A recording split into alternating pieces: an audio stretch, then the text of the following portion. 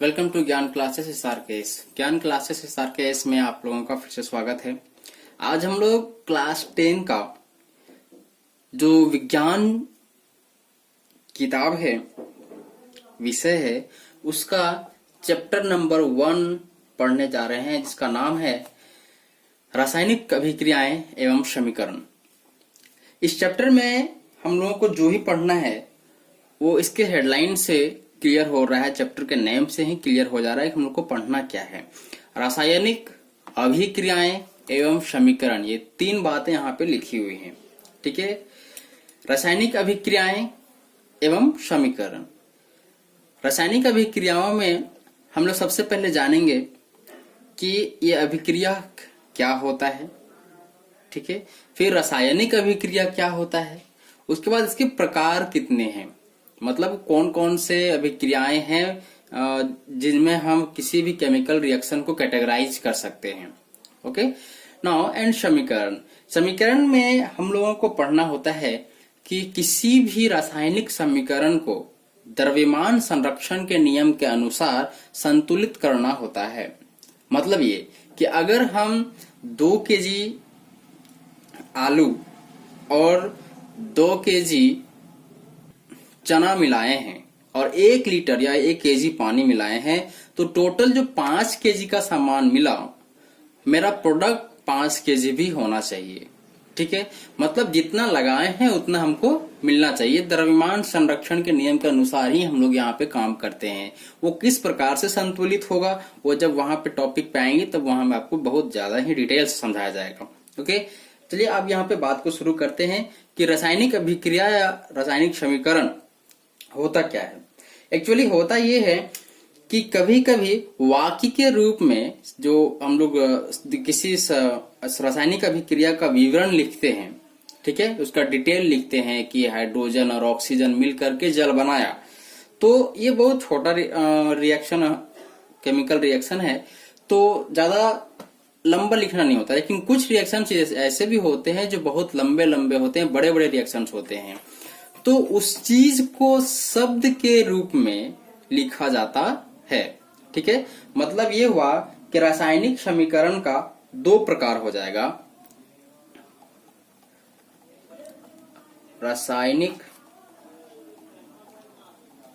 समीकरण, ठीक है, ये प्रकार नहीं बल्कि इसका हम बोल सकते हैं कि इसको 2 प्रकार से भी लिख सकते हैं। पहला शब्द के रूप में, ठीक है,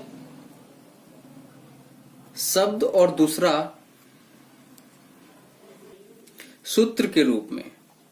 ठीक है, एक तो बोला शब्द के रूप में, दूसरा सूत्र के रूप में। मतलब रासायनिक शब्द समीकरण भी होता है, रासायनिक सूत्र समीकरण भी होता है। ऐसे एक छोटा सा एग्जांपल लेते हैं हम लोग। इसे लिखते हैं यहाँ पे कि हाइड्रोजन प्लस, ठीक है, ऑक्सीजन, क्या मिलेगा हमको, ये मिलेगा जल। यही ना बनता है।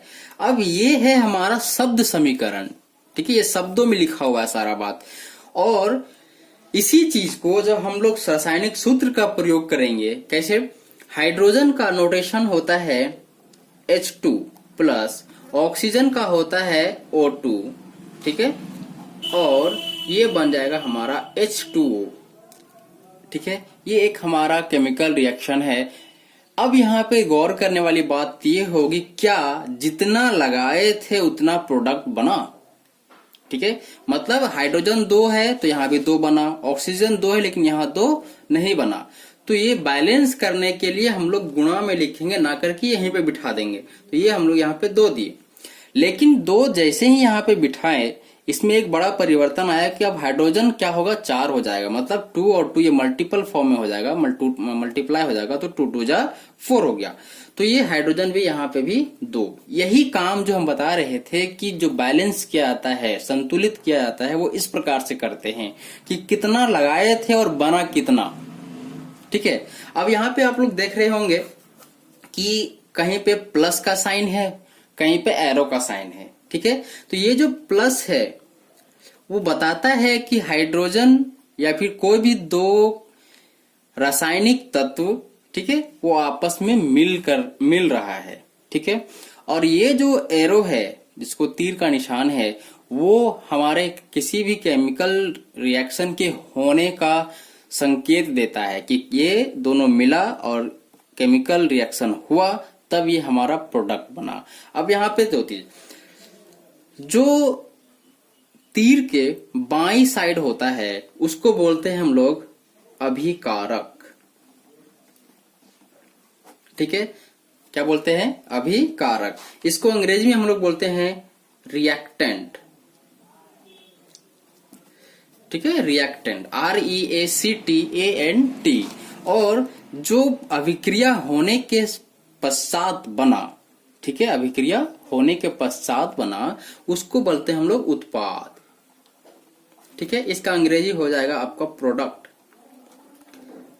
देखिए, इंग्लिश बताने का जो मेरा मोटिव है वो ये कि क्लास 10 के बाद बहुत सारे स्टूडेंट जो है वो साइंस की पढ़ाई करते हैं। ठीक है, साइंस को लेकर के ही आगे बढ़ते हैं, तो वहां पे अचानक से जब अंग्रेजी मिलेगा तो थोड़ा सा डिफिकल्टी आ जाती है। तो कुछ शब्द के जब इंग्लिश वर्ड आप इंट्रोड्यूस रहोगे तो आपको ज्यादा दिक्कत होगा नहीं।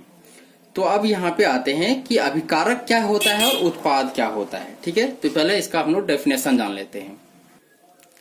तो ये है हमारा डेफिनेशन। क्या कहता है कि किसी रासायनिक अभिक्रिया, ठीक है, में भाग लेने वाले तत्व को अभिकारक कहते हैं। इसे तीर के बाईं ओर लिखा जाता है। मतलब ये जो हम यहाँ पे बता रहे थे आपको कि ये जो पक्ष है उसको अभिकारक बोला जाता है, जो रिएक्शन में भाग लिया। ठीक है, मतलब जो प्रोडक्ट बनाने के लिए, उत्पाद बनाने के लिए जो जो चीज मिला उसको आप लोग को अभिकारक के रूप में समझना होता है। नेक्स्ट वन, कि जो अभिकारक मिल करके जो बनाया, ठीक है, मतलब कि अभिकारक मान लीजिए कि दो यहाँ पे है, तो ये जो दो मिल करके बनाया उसको बोलेंगे उत्पाद। तो अब डेफिनेशन उत्पाद का क्या होगा, ये बात तो आपको अच्छे से समझ में आ गया हो कि अगर हमको उत्पाद का डेफिनेशन लिखना है तो क्या लिखेंगे। यही लिखना होगा कि अभिकारक दो या दो से अधिक अभिकारक मिलकर एक एकल उत्पाद का निर्माण करते हैं, उसको बोलते हैं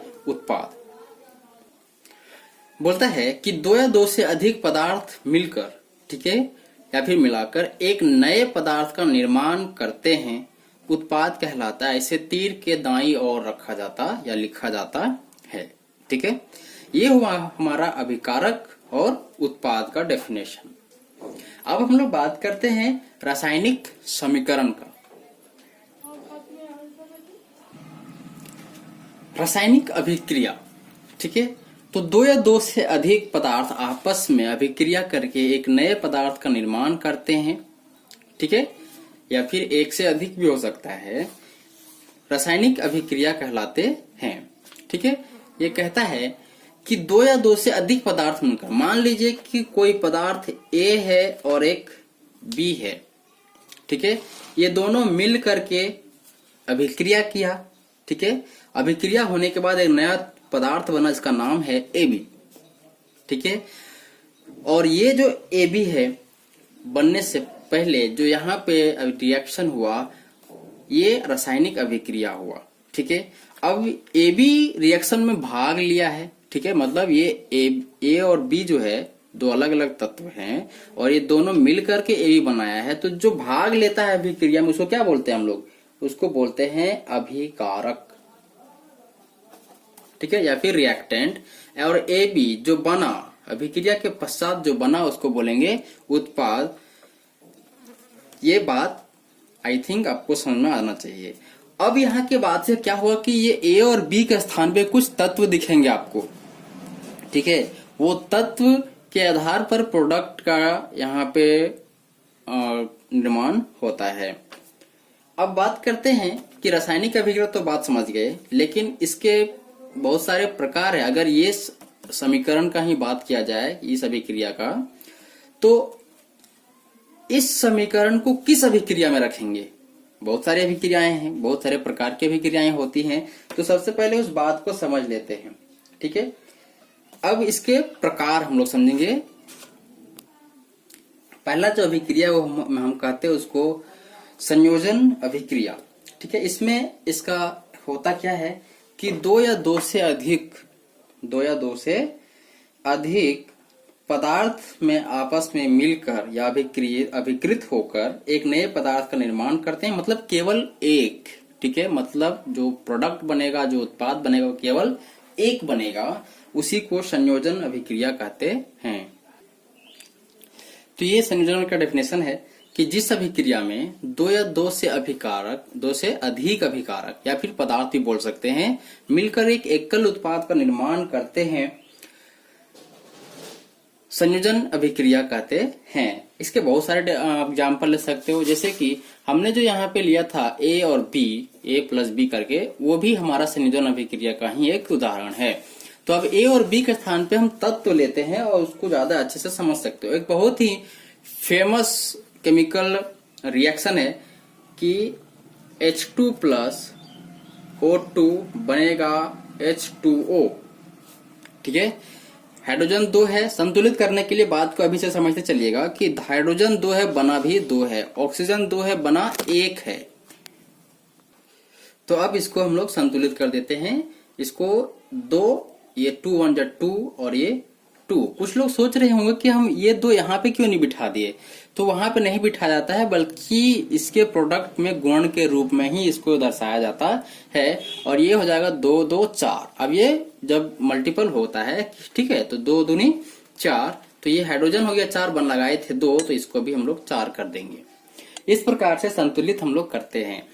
दूसरा जो हमारा रिएक्शन है जिसका नाम है वियोजन अभिक्रिया। आप चाहते हो तो इसमें एक और हम ऐड कर देते हैं एग्जाम्पल, जैसे कि कार्बन प्लस ऑक्सीजन बनेगा आपका CO2। ठीक है, अब इसमें संतुलित करने का जरूरत नहीं है, क्योंकि जो जितना लगा था बना भी उतना ही है। कार्बन 1 लगा था, बना 1, ऑक्सीजन 2 लगा था, बना 2। अब इस वाले पक्ष को क्या कहते हैं? इसको कहते हैं हम लोग अभिकारक, है ना। और जो बना उसको बोलेंगे उत्पाद या फिर प्रोडक्ट या रिएक्टेंट। ओके, नाउ दूसरा जो हमारा रिएक्शन है इसका नाम है वियोजन अभिक्रिया। तो चलिए पहले इसका डेफिनेशन समझ लेते हैं। संयोजन के जस्ट उल्टा वियोजन होता है। मतलब क्या होगा कि एक एकल अभिकारक मिलकर, अभी ये उत्पाद है लेकिन इस रिएक्शन के लिए हम लोग बना देंगे इसको अभिकारक। एक एकल अभिकारक मिलकर 2 या 2 से अधिक उत्पाद का निर्माण करते हैं या पदार्थ का निर्माण करते हैं, उसको बोलते हैं वियोजन अभिक्रिया। तो ये है हमारा डेफिनेशन वियोजन अभिक्रिया। यहाँ देखिए, यहाँ पे हमने 3 डेफिनेशन लिखा हुआ है। बात सब में एक ही लिखा हुआ है, बस केवल इसका लिखने का तरीका बदल गया है। संयोजन का भी आप इस प्रकार से लिख सकते, जो आपको अच्छा लगे वो ही डेफिनेशन आप लिखेंगे। ठीक है, तो वियोजन का डेफिनेशन है कि रासायनिक अभिक्रिया जिसके दौरान 2 या 2 से अधिक पदार्थ का निर्माण एक एकल पदार्थ टूट कर करता है, वियोजन अभिक्रिया कहलाता है। पहला डेफिनेशन। दूसरा है कि एक अभिकारक टूटकर 2 या 2 से अधिक उत्पाद का निर्माण करते हैं, वियोजन अभिक्रिया कहलाता है। नेक्स्ट वन है कि एक एकल पदार्थ टूटकर 2 या 2 से अधिक पदार्थ का निर्माण करता है, वियोजन अभिक्रिया कहलाता है। इन तीनों डेफिनेशंस में जो सबसे ज्यादा आसान है वो ये है। ठीक है, तो आप इसको याद कीजिएगा। ठीक है, और अगर आप समझ चुके हैं तो बात को अपने भाषा में भी लिख सकते हैं। तो इसका क्या एग्जाम्पल होगा? ठीक है, तो इसका जो एग्जाम्पल है वो संयोजन के जस्ट उल्टा होता है। तो वो जो क्वेश्चन है, एग्जाम्पल हो जाएगा कि H2O ये हो जाएगा 2H2 प्लस O2। ठीक है, केवल रिएक्शन का जो रूप है वो ये तीर बदल देगा। मतलब अब जो उत्पाद था वो अभिकारक बन जाएगा और जो अभिकारक था वो उत्पाद बन गया। ठीक है, यही है वियोजन अभिक्रिया। अब यहाँ पे एक क्वेश्चन पूछता है कि वियोजन अभिक्रिया संयोजन अभिक्रिया के विपरीत है, कैसे या फिर क्यों? ये क्वेश्चन पूछा हुआ है, 2 या 3 नंबर में पूछा होगा। तो ये क्वेश्चन में आपको दोनों का डेफिनेशन लिख देना है और लास्ट में बस लिखना है कि इस प्रकार से वियोजन अभिक्रिया संयोजन अभिक्रिया के विपरीत कहा जाता है या फिर होता है। ठीक है, अब इसके आगे विस्थापन अभिक्रिया पढ़ना है, द्विविस्थापन पढ़ना है, रेडॉक्स अभिक्रिया पढ़ना है, ऊष्माशोषी और ऊष्माक्षेपी अभिक्रिया के बारे में जानना है। ठीक है, तो ये सारे बातें नेक्स्ट वीडियो में जानेंगे। तब तक आप इसको पूरा अच्छे से ध्यान से इसको लर्न कर लीजिए ताकि आपको नेक्स्ट वीडियो में ज्यादा समस्या ना हो। Thank you.